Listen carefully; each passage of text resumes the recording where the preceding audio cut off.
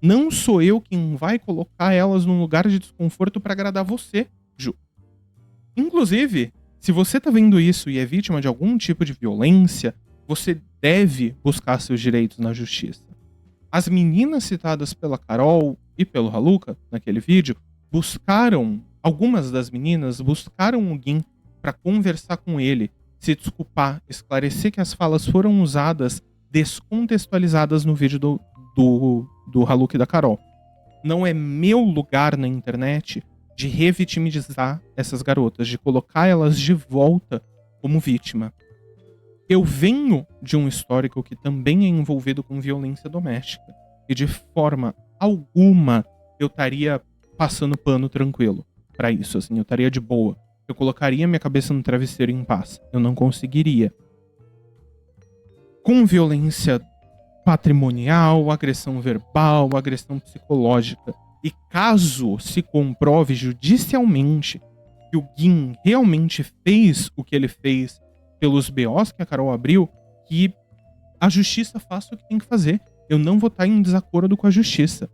Mas até lá, eu não vou jogar esse mano numa fogueira, porque uma pessoa que não tem condenação, não tem processo em andamento, e principalmente porque a denúncia partiu de uma figura, que é o Haluka, que é conhecido por ser mentiroso na internet. Não dá pra agir só porque a sua percepção de realidade essa é a coisa certa a fazer. As coisas têm mais tons. E até onde eu saiba, você não tem poder de polícia, Ju.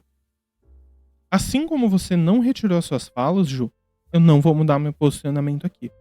Eu não vou ficar de boa com o Gin sendo acusado de Jack quando ele não estudou a menina, né? Já que a gente não pode usar os termos aqui.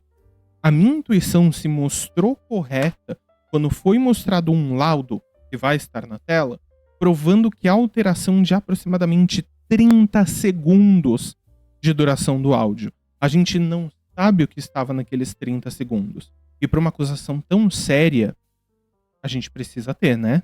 Todas as informações são importantes. Eu pedi a opinião da minha comunidade, eu fiz um post, perguntei em rede social para esclarecer se eu passei pano. E eu vejo que os resultados falam por si só. Mas, caso para você não seja o suficiente, eu tenho também um áudio do Gin, provando que todas as coisas que eu falei são verdade. Tá aqui.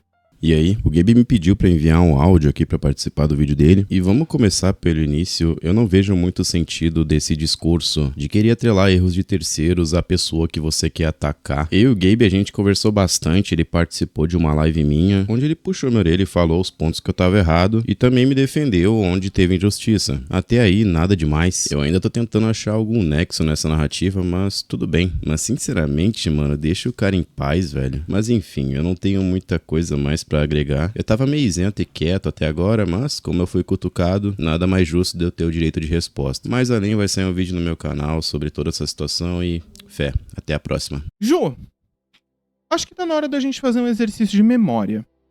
Ano passado, na treta Yanni e Haluka, tu foi uma das primeiras a apontar o dedo na cara do Yanni pra falar que ele era tudo que o Haluka disse que ele era. Mas, quando a verdade se mostrou e viu-se que o Haluka era um mentiroso, você foi obrigada a dar 2 passos para trás e retirar o que você havia dito. Você não consegue enxergar que existe um padrão no seu comportamento, nos problemas que ele te traz no dia a dia? E veja, talvez parte dessa energia que tu tá apontando o dedo na cara do outro não devesse ser voltada a apontar a ti mesma e perceber os seus próprios erros. São situações muito parecidas, Ju, por uma janela de tempo também muito próxima. Além disso, as informações de que a outra pessoa é um estudador vêm da mesma fonte. E já que a gente está falando sobre passado e cobrança, vamos falar dele, Bruno Pierosi, um arrombado.